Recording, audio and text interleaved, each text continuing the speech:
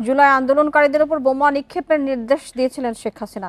সাবেক তথ্যমন্ত্রী হাসানুল হক ইনুর সঙ্গে ফোন আলাপে শেখ হাসিনা এমন কথা বলেছেন। ট্রাইব্যুনালে এই সাক্ষ্য দিয়েছেন শহীদ সৈকতের বোন সাবরিনা আফরোজ শ্রাবন্তী।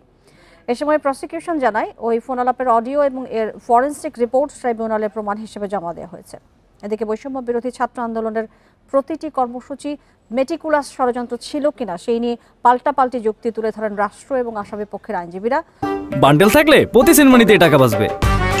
বিকাশ সেনমানি বান্ডেল কিনে জিতুন প্রতি লেনদেনে। বিচারপতি মোহাম্মদ গোলাম মুর্তুজা মজুমদারের নেতৃত্বে আন্তর্জাতিক অপরাধ ট্রাইব্যুনাল 1-এ সাক্ষীর জেরায় তারা এসব কথা বলেন। পরে গণমাধ্যমে কথা বলেন রাষ্ট্রপক্ষের ৪৯তম সাক্ষী এবং রাষ্ট্রপক্ষের আইনজীবী।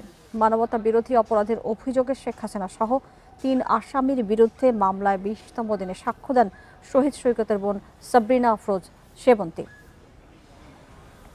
শেখ হাসিনার সাথে ইনুর একটি ফোনালাপ, যে ফোনালাপে ইনুকে শেখ হাসিনা বলছেন যে আন্দোলনকারীদের উপরে বোম্বিং করা হবে, সেই বর্ণনা উনি আজকে দিয়েছেন। সেই ভিডিওর ফরেনসিক করে প্রসিকিউশনের পক্ষ থেকে ফরেনসিক রিপোর্ট এবং এই অডিও স্ক্রিপ্টের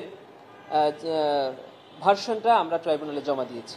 সে ডিরেক্ট লিথাল ওয়েপন ওয়ার্ডটা ইউজ করে সে বলেছে যে হেলিকপ্টার এবং ড্রোন ব্যবহার করে স্টুডেন্টদের লোকেশনটা যাতে নির্ধারণ করা হয় এবং তাদের উপর লিথাল ওয়েপন ইউজ করা হয় এবং যাকে পাবে তাকে যাতে মেরে ফেলে, এই ধরনের কথা সে বলেছে।